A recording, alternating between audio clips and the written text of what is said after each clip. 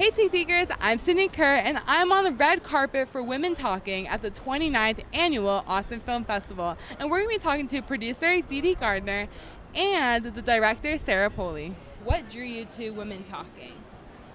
Oh, so many things. I think just what's possible inside of debate. What's possible if a conversation happens outside of an echo chamber?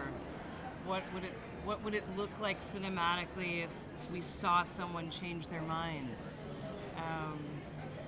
Just those things I think felt thrilling to us and really cinematic, despite not sounding so. Maybe. Yeah, I would say the same thing. It asked these foundational questions, and I think also created this amazing portrait of what a truly democratic process could look like. And as Dede said, just the radical act of being in a conversation where you're willing to have your mind changed, or you do have your mind changed.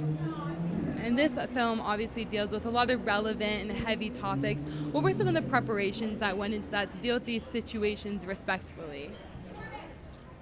Well, we had an amazing therapist from the very beginning who was on set and available to the cast and the crew, and I think we made it really clear that it was a space in which anyone at any point could say, "Hang on a minute, I need a minute, I need to process, I need to think." It was a very collectively held space.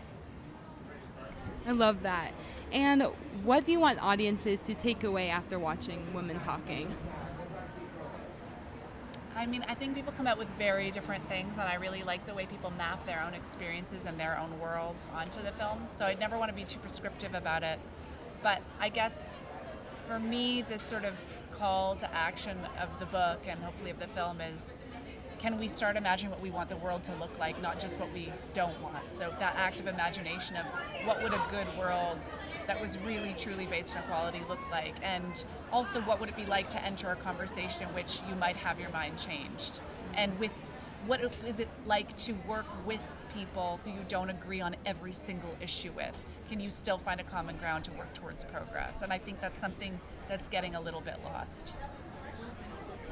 And you are both very influential women in the film industry. So my final question, I was just wondering, do you guys have any advice for young female filmmakers that might be entering the industry? Read as much as you can, take in story, watch as much as you can, sort of improve literacy when you can, and read outside what you know. Spend a month reading people who aren't American. Just really push yourself to, I think, just widen the aperture.